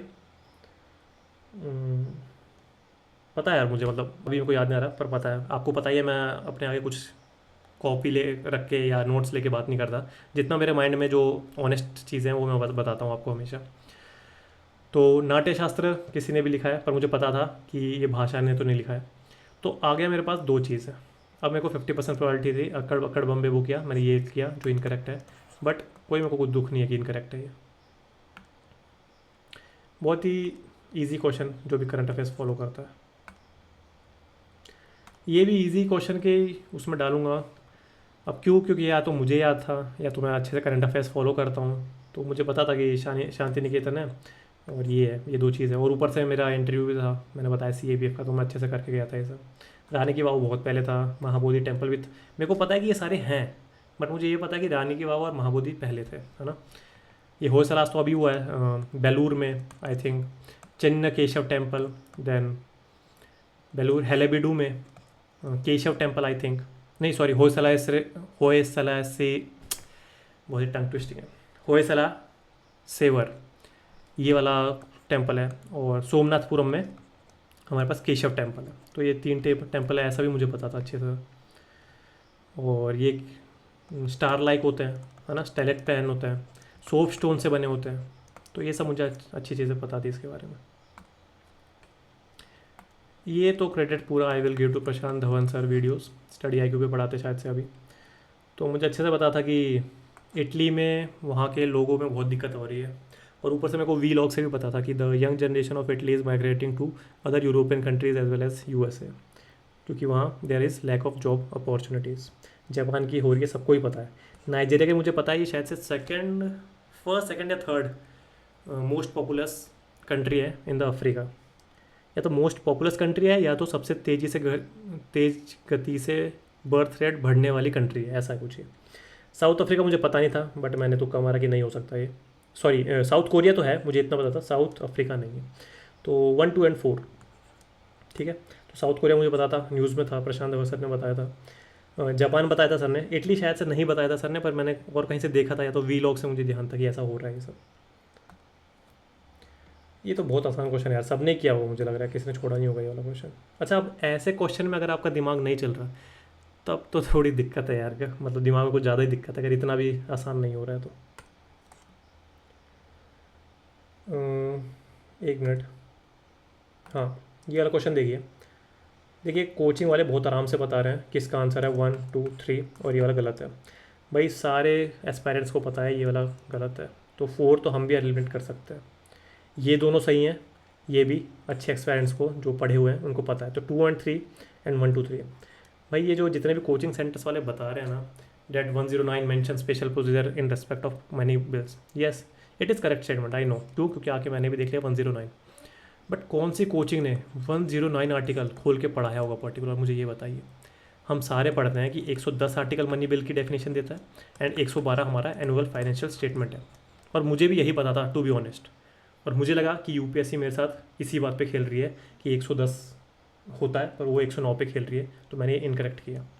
तो भाई मेरे हिसाब से तो ये कोचिंग सेंटर वाले फालतू के नौटंकी कर रहे हैं कि नहीं ये बहुत आसान क्वेश्चन था। मेरे को तो लग रहा है कि ये आसान बिल्कुल नहीं था, बहुत ही ट्रिकी क्वेश्चन था, और मैंने भी ये इनकरेक्ट लगा के आया हूँ मैं। तो ये भी करेक्ट है वैसे।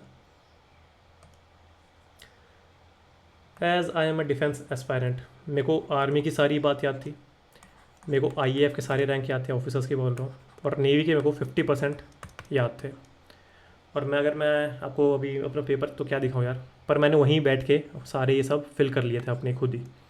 फिर मैंने इधर उधर टैली की थी, इसके मैंने 50% ही किए थे। फिर मैंने टैली की थी कौन सा सही है कौन सा गलत है। इसमें है 3 आंसर, मैंने लगाया 1 एंड 3। और क्यों लगाया मैं ये भी बता देता हूँ। This is known as presence of mind.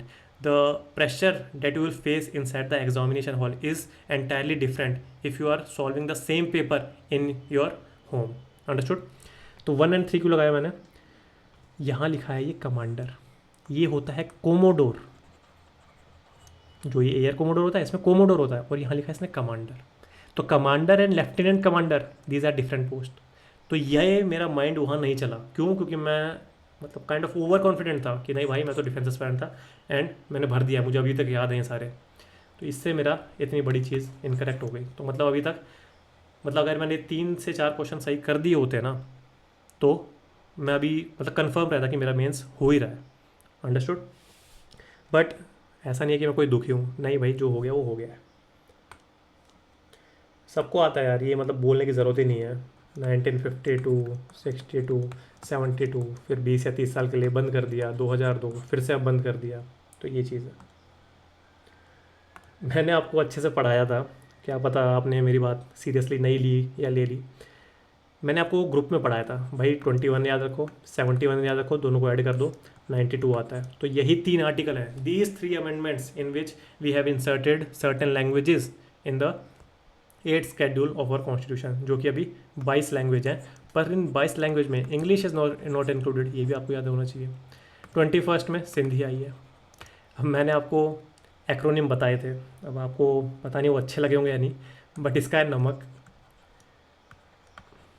और इसका मैंने बोल दिया था BDSM। अब ये तीनों चीज़ आप एक साथ पढ़ लीजिए, आपको कुछ याद आ जाएगा, अगर आप थोड़े नोटी तरह के इंसान हो तो मैंने तो ऐसे याद किया था भाई। और अगर आपको याद करना है आगे वाले अटेम्प्ट्स के लिए, तो एक बार में आपको याद हो जाएगा, आपको देखने की भी ज़रूरत नहीं है। 21st में सिंधी आया, 71st में नेपाल मणिपुरी कोंकणी आया, तो नेपाल मणिपुरी कोंकणी आया। और भी 92nd में अगर 21 और 71 को ऐड कर दें तो 92nd बन जाता है, और 92nd में BDSM आया, बोडो, डोंगरी, सैंथाली और मैथिली। तो ये है भाई, अब आप देख लीजिए आप कैसे याद करते हो। इसमें मेरे को पता था, मतलब मेरे को ये पर्टिकुलर अमेंडमेंट नहीं पता थी भाई कौन सी हुई है। मुझे ये पता था कि 7 सिस्टर्स आती हैं प्लस सिक्किम आता है, बट मुझे ये नहीं पता था कि सिक्किम इससे ऐड हुआ है, मुझे इतना भी नहीं पता था। हाँ, मुझे ये पता था कि कौन कौन होता है इसमें। Home minister ex officio chairman है, मुझे इतना पता था। अब ex officio chairman is actually the member of a council और नॉट, ये मुझे पता नहीं है। तो 1 to 3 या 1 to 4 जैसे भी UPSC अपने आप को कंसिडर करे, मैंने ये मार्क किया। Completely irrelevant question. अगर अगला अटैम्प्ट भी मैं सीरियसली दूंगा तो भी मैं ये क्वेश्चन अटैम्प्ट नहीं करके आऊँगा। 2 कारण हैं क्यों, और मैं इसको अभी पढ़ूंगा भी नहीं क्यों। बस मैं एक चीज़ पढ़ लूँगा, हाँ चल ये मुझे पता था शायद से सही है, और ये मैं याद कर लूँगा अगले बार के लिए, अगर सही है तो अगर याद कर लूँगा मैं। बट मैंने फिर नीचे देखा 1 only 2 मतलब बात ही नहीं भाई, ये तो मैं छूँगा भी नहीं क्वेश्चन, तो मैंने बिल्कुल नहीं टच किया ये वाला क्वेश्चन। देखिए मेरा स्टैटिक पॉलिटी का बहुत अच्छा है, मुझे पता था ये सारी चीज़ें सही लिखी हुई है उधर ही। वही वापस आ जाता है यार, कितनी बार बताऊँ, डिफेंस एस्पायरेंट है, पता है CDS क्या होता है अच्छे से, इसके बारे में और भी चीज़ें पढ़ी थी। इसके बीच में अमेंडमेंट आई थी कि ऐसा नहीं है कि कोई जो टॉप 3 रैंकर्स हैं जैसे एडमिरल, एयर चीफ मार्शल और जनरल, इनके अलावा भी अब CDS की पोस्ट पे नियुक्त कर सकते हैं। जैसे एयर मार्शल हो गया, एयर वाइस मार्शल हो गया, लेफ्टिनेंट मेजर हो गया, मेजर जनरल हो गया, लेफ्टिनेंट जनरल हो गया, मेजर जनरल हो गया। तो ये सब भी अब अलाउड हैं, एलिजिबल हैं। एक अमेंडमेंट हुई थी अभी बीच में, तो मेरे को उतना भी पता है, ठीक है। तो permanent chairman of chief of staff naughty, yes, कोई भी मिलिट्री कंट्रोल नहीं करता। आप सोचिए एक आदमी जो टॉप रैंक पे पहुंचा हुआ है इतने साल से, जो वो टॉप पोजीशन है, मतलब सब एक्सेप्ट करते हैं, उसके ऊपर हम कोई पोजीशन बना दे, कैसा लगेगा इन 3 चीफ को। समझ में आ रही है बात। तो ये बिल्कुल भी सही स्टेटमेंट नहीं है।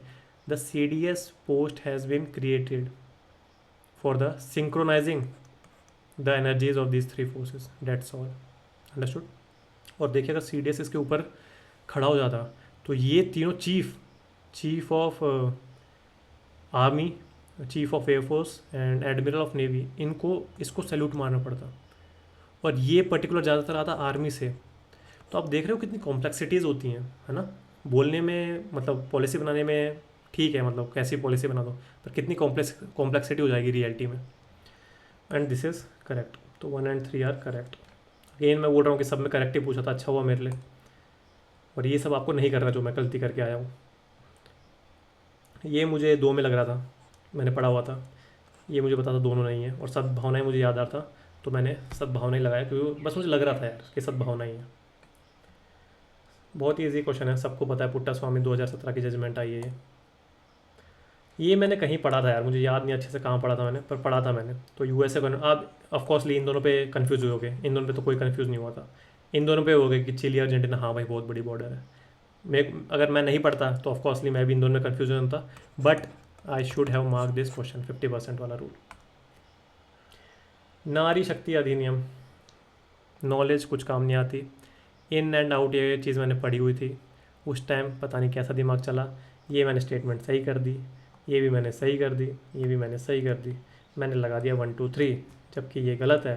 मेरे को ये भी पता था और उस टाइम भी पता था कि डीलिमिटेशन एक्सरसाइज होगी, अभी से इम्प्लीमेंट नहीं होगा। पता नहीं कैसा दिमाग चलता है, मेरे पास कोई रीजनिंग नहीं है कि मैंने क्यों किया ये। और ऐसा नहीं मेरे साथ ही हुआ है यार, बस मैं तो यूट्यूब के माध्यम से, मतलब इतने गट्स हैं मेरे पास कि मैं आपको बता पा रहा हूँ कि देखो मैं कैसे बेवकूफ़ी करके आया हूँ एग्ज़ाम हॉल में। और दूसरे टीचर्स तो आके ऐसे बोलेंगे, मतलब जितने भी मैंने देखे हैं वो तो आके ऐसे बोलते कि नहीं हमें तो पता था ये आंसर। तो ये बात हो जाती है यार, मतलब इसीलिए मेरा वीडियो बनाने का मकसद भी ये है कि you don't feel ashamed of yourself that you have half knowledge और you are not able to study that well। तो ऐसा कुछ नहीं होता यार, मतलब नॉलेज अगर आपके पास है तो ज़रूरी नहीं है it will get implemented while solving a question in the examination hall. Ethics community, भाई सब पढ़ के गए होंगे, मेरे को तो नहीं लग रहा कोई पढ़ के नहीं गया होगा इसको ना, क्योंकि इतनी ज़्यादा न्यूज़ में थी ये। मित्र शक्ति, देखिए वापस मेरे को ये पता था मित्र शक्ति बांग्लादेश के साथ तो बिल्कुल नहीं है, अच्छे से मुझे पता था ये वाली चीज़, बट मैंने लास्ट वाली स्टेटमेंट पढ़ी उसके बाद। वही एक आदत भी है ना कि सारी स्टेटमेंट पढ़ो चाहे आए ना आए। Indian Air Force was part of this exercise, तो as I am from air force background, मेरे को लगा यार ज़्यादातर मुझे याद है एयरफोर्स वाली एक्सरसाइज, तो मुझे लगा ये कैसे हो सकता है, तो मैंने एक अलग गलत कर दिया, तो मैंने ये लगा दिया आंसर। और जबकि मेरे को पहले लगा था कि नहीं भाई बांग्लादेश के साथ तो नहीं है, तो मैं पहले 1 हटा रहा था और 2 3 4 लगा रहा था। तो मैंने, अगर मैं आपको अपना पेपर दिखाऊं तो पहले मैंने ये लगा रखा था, फिर मैंने लास्ट वाला स्टेटमेंट पढ़ी, पर बोला नहीं ये वाली है। तो ये दिक्कत हो जाती है यार ज़्यादा नॉलेज करने के से भी। ये वाला सबको ही आता होगा यार, मुझे तो लग रहा है किसको आता होगा। अगर प्रोहिबिशन है तो जुडिशरी कोई देती है। अब ये देखिए, मैं बिल्कुल शर्मिंदा नहीं हूँ, I have to admit the union prime minister on behalf of the prime minister lays the annual financial statement before both the houses of the parliament. Before both the houses of parliament, I know this was correct. 112 annual financial statement, I know this is correct. Union finance minister, I know this is correct. On behalf of the prime minister, I know this is wrong. But what is the correct answer? As per our ritual, वापस से close हो गया था system, पता नहीं क्यों हो जाता है फालतू में। तो पीएम गलत है ये मुझे पता था, but what is the correct answer? मतलब after 5 years of studying being a defence aspirant as well as civil service aspirant, मुझे ये नहीं पता था यार, सीरियसली बोलूँ ना। मुझे ये पता था पीएम इज़ रॉन्ग, बट क्या करेक्ट है वो मुझे पता नहीं था। अभी आके मैंने देखा प्रेसिडेंट, और हाँ भाई अगर मैं थोड़ा दिमाग लगाता तो बनता भी है, हर चीज़ प्रेसिडेंट के नेम पे ही होती है। सो मेरे को पूरी चीज़ें नहीं पता थी, पर मुझे ये पता था हाँ पीएम इज़ रॉन्ग ना। No demand for grant can be made except on the recommendation, ये बिल्कुल मुझे अच्छे से लाइन पता थी। और एक और चीज़ है, कुछ ऐसा है कि for the easy transaction of government president can notify some rules, एक ये भी स्टेटमेंट है, और ये वर्बैटिम स्टेटमेंट है एक आर्टिकल की। तो जाके प्लीज़ एक बार ये वाली भी स्टेटमेंट देखना, उसको रॉन्ग मत करके आ जाना कि नहीं भाई स्पीकर करेगा या और कोई करेगा, नहीं president can make the rules, तो वो भी एक पर्टिकुलर स्टेटमेंट है, वो भी आप देख लेना। सो दिस, जयशंकर जी का तो कौन फ़ैन नहीं है, मैं तो फॉलो भी करता हूँ अच्छे से, तो मुझे पता था इसका आंसर। ये वाला बोल रहे हैं सब, अब मुझे आता था इसलिए मुझे इजी लगा, पर सब बोल रहे हैं कि नहीं थोड़ा ट्रिकी था। इट इज़ द गवर्नर, ये तो सबको पता है, मेरे को लग रहा है 5th शेड्यूल में प्रेसिडेंट करता है सारी चीज़ें ये सारी, और ये बिल्कुल सही है, तो मुझे दोनों चीज़ पता थी इसमें। ये देखिए अगेन प्रशांत धवन सर को क्रेडिट देना चाहूँगा इसके लिए मैं। Argentina is going through worst economic crisis and in general बताऊँ ना, almost all of the South American countries, अगर किसी नॉर्मल से पूछोगे भाई साउथ अमेरिका में क्या रिच कंट्रीज़ होती हैं, बोलते हैं हाँ भाई बहुत रिच होंगी, बट ऐसा नहीं है। Most of the South American countries are going through some or other challenges, mostly through economic turmoil, तो आपको पता होना चाहिए।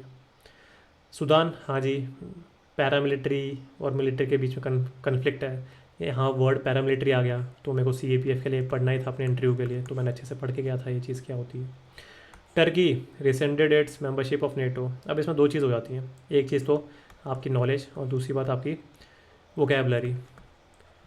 अब जो ये बोल रहा है कि नहीं मैं वोकेबलरी की वजह से नहीं कर पाया, वो तो भाई बेवकूफ़ है, पता नहीं उसने क्यों नहीं अकल लगाई, बस एक पेज पलट के अपना हिंदी का ट्रांसलेशन देख लेता, उसको समझ आता है रेसेंडेड का मतलब क्या है। तो मुझे तो पता था, तो ये आंसर इज़ नॉट करेक्ट। और बेसिकली जो पूरा नेटो का मतलब काइंड ऑफ बैलेंस कर रहा है ना, वो ये टर्की कर रहा है। क्यों? ये तो अभी तक रशिया पे सब चढ़ जाती आ रही है, पर टर्की ऐसी चीज़ है जो बहुत बैलेंस करके चलता है, and it is part of NATO itself. और नेटो में तो सारी कंट्रीज जब मंजूर होंगी तभी चीज़ें होती हैं, तो ये चीज़ थी।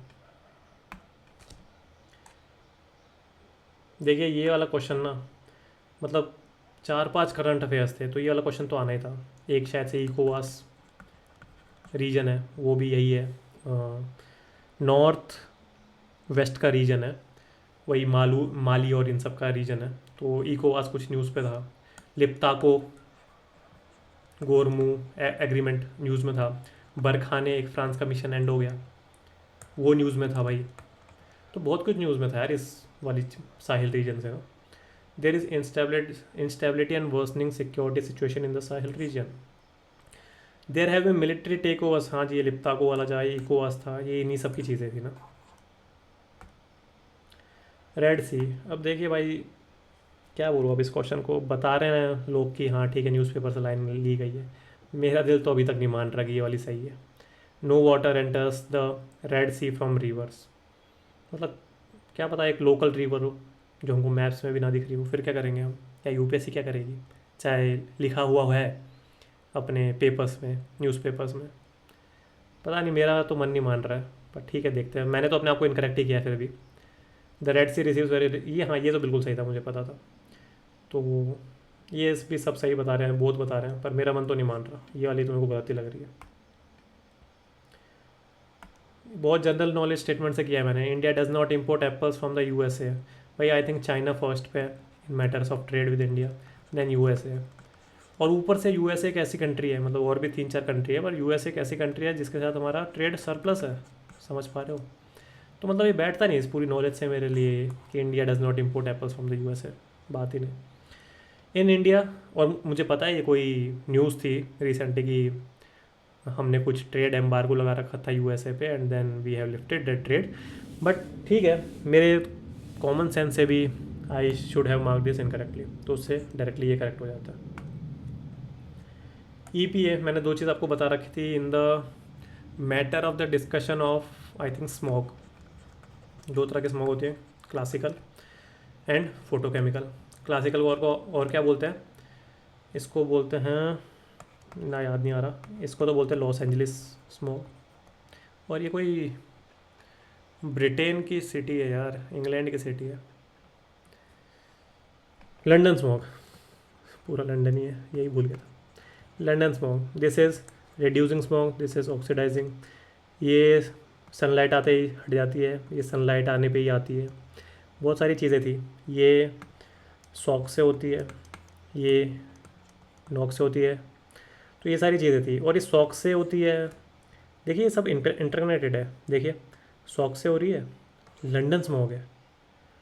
लंदन में सबसे पहले होता है इंडस्ट्रियल रिवॉल्यूशन, इसका मतलब इंडस्ट्रियलाइजेशन। इंडस्ट्रियलाइजेशन मतलब अगर इंडस्ट्रीज़ में कोल यूज़ हो रहा है, कोल से क्या रिलीज़ होगा? ऑक्साइड्स ऑफ सल्फ़र, तो इसीलिए यहाँ से सल्फ़र ही है।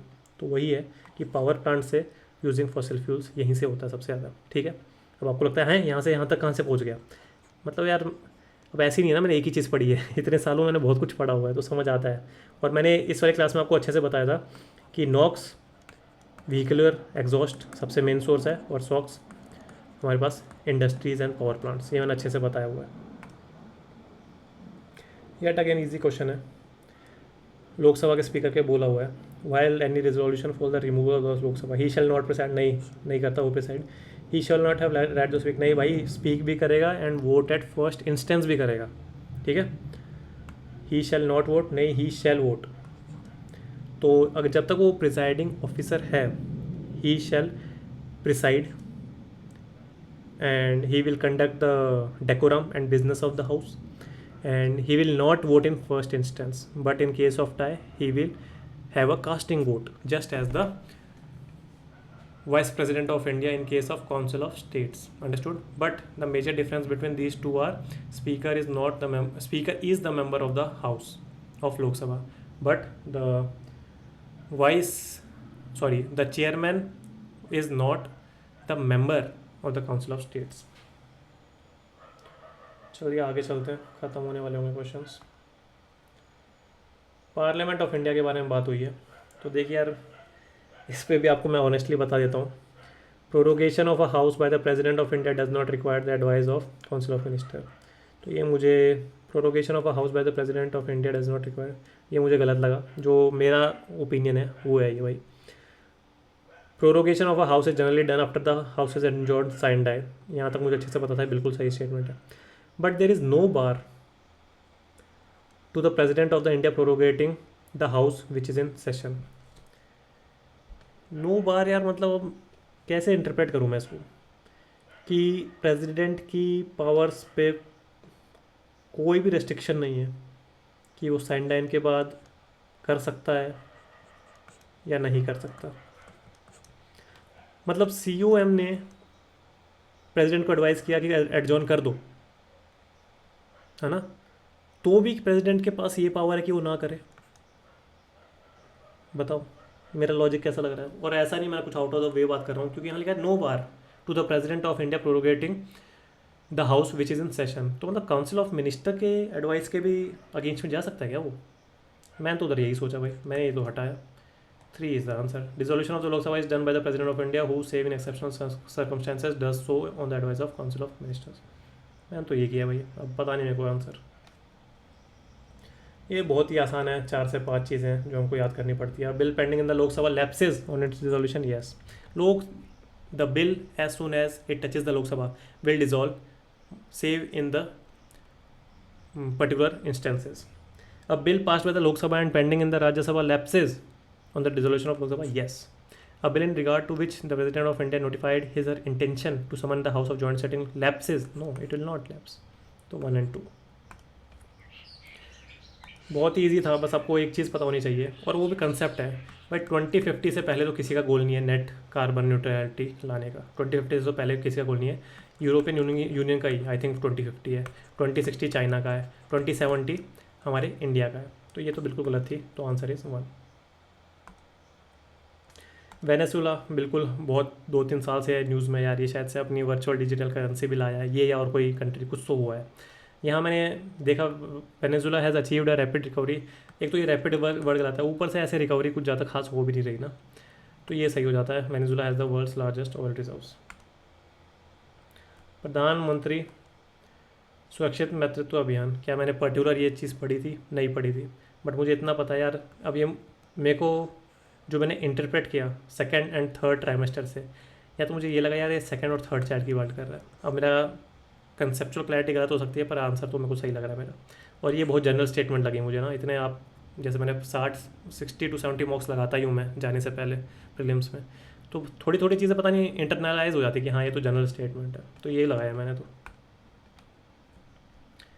इसमें देख लीजिए मैंने अटैम्प्ट नहीं किया, अनअटैम्प्टेड, बट मुझे ये स्टेटमेंट बहुत गलत लग रही थी, बहुत ही अपसेट लग रही थी यार। 22 लैंग्वेज में कर देंगे, मतलब throughout all the history of the independence of India we are not able to digitize in Hindi and English only, और हम 22 लैंग्वेज और लोकल लैंग्वेज में कर रहे हैं, तो मुझे गलत लग रहा था। बट ये सारे सही हैं, तो अच्छा वो मैंने अटैम्प्ट नहीं किया।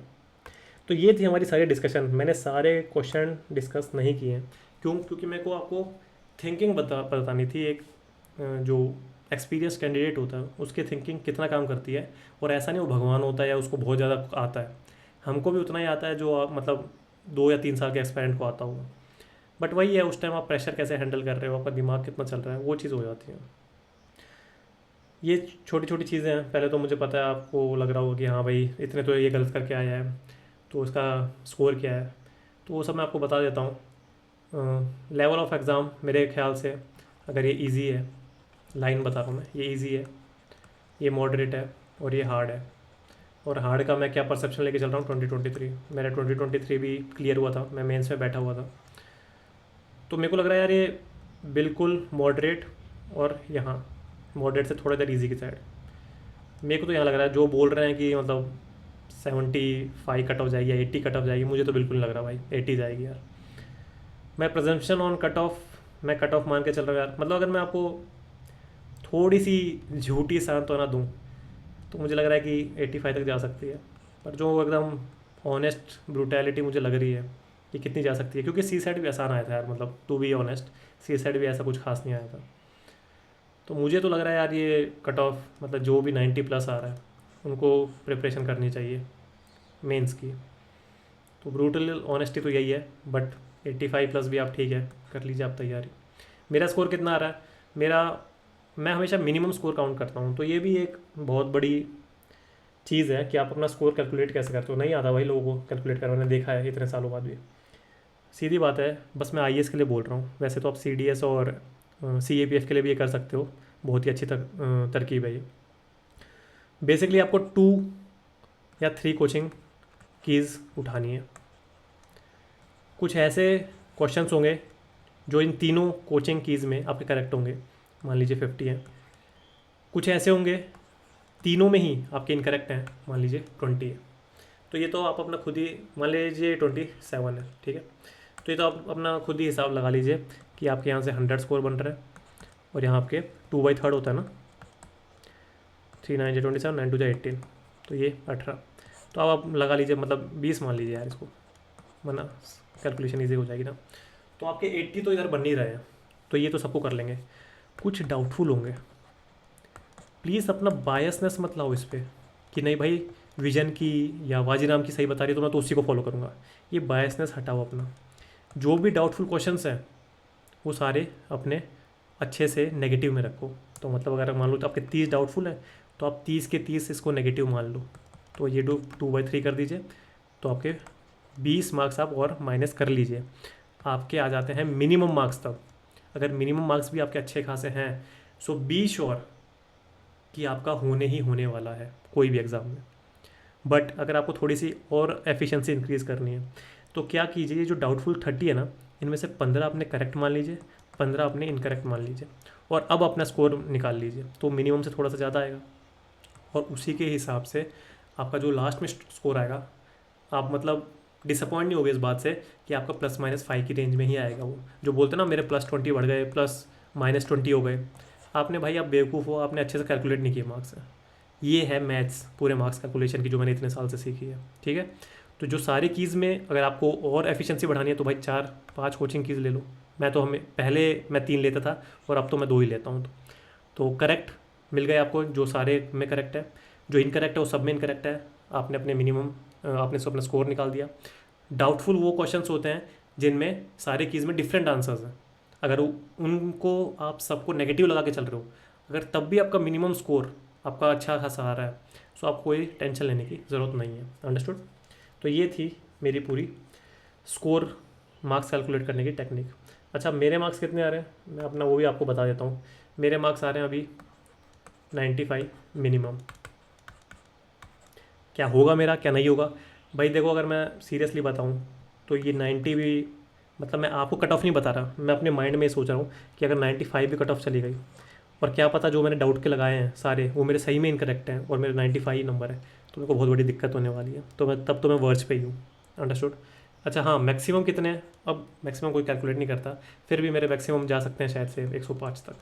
तो ये मेरे रेंज है, पता नहीं होगा नहीं। हाँ, और सी सेट मेरा क्लियर है, अच्छे खासे मार्क्स हैं, और वो मेरा हमेशा ही क्लियर होता था, उसकी कोई बड़ी बात नहीं थी।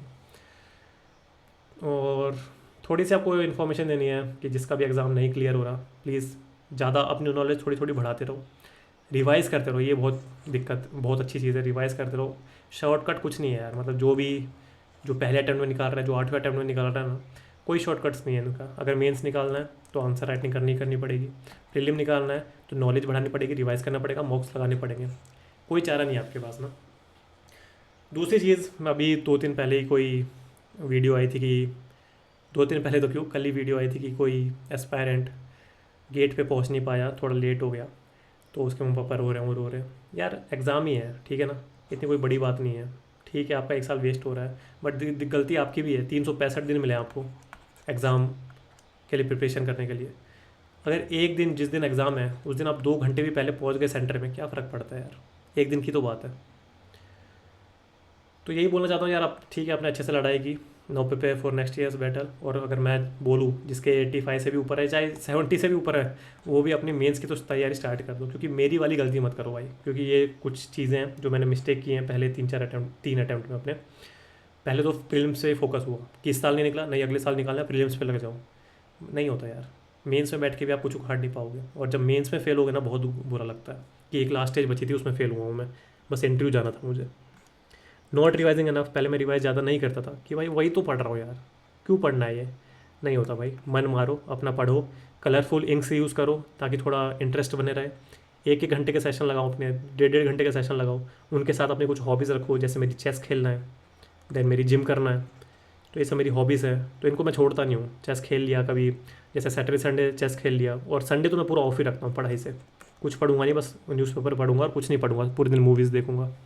क्योंकि यार कंसिस्टेंसी बहुत बड़ी बात है ना, तभी मैंने, और ये मेरी कोट है ना जो, ये मेरे दिल के बहुत करीब है, कंसिस्टेंसी इन साइलेंस। मतलब कुछ ज़्यादा दिखावा मत करो पब्लिक में, बट कंसिस्टेंट रहो अपनी लाइफ में।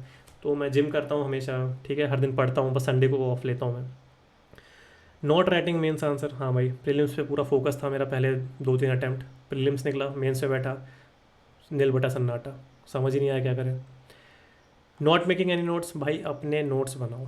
कुछ टॉपर्स हैं जो बोलते हैं कि जब आपको नोट्स मिल रहे हैं कहीं से तो क्यों टाइम वेस्ट करना। पर्सनली मुझे तो ये एडवाइस मेरे ऊपर काम नहीं लगती। मेरे को अपने नोट्स ही चाहिए, तभी मुझे मज़ा आता है पढ़ने में। तो मैंने पॉलिटी के भी अपने नोट्स बना रखे हैं, ऐसा नहीं मैं लक्ष्मीकांत से पढ़ता हूँ।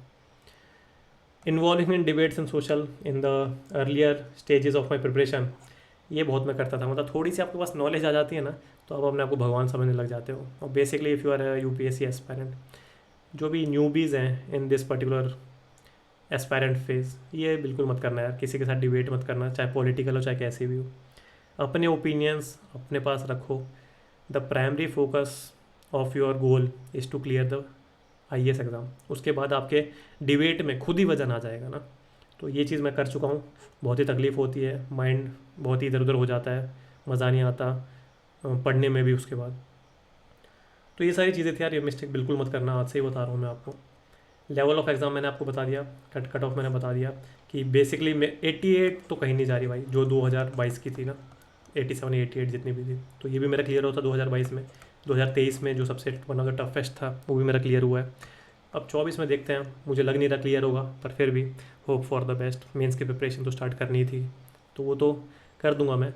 अगली वीडियो यार मैं शॉर्ट नहीं हूँ, आपको कब मिल सकती है, क्यों, क्योंकि मैं ये सोच रहा हूँ कि ये वाला अटैम्प्ट मैं लास्ट अपना सीरियस अटैम्प्ट दूँ, तो बहुत अच्छे से मेंस की प्रिपरेशन करना चाहता हूँ मैं।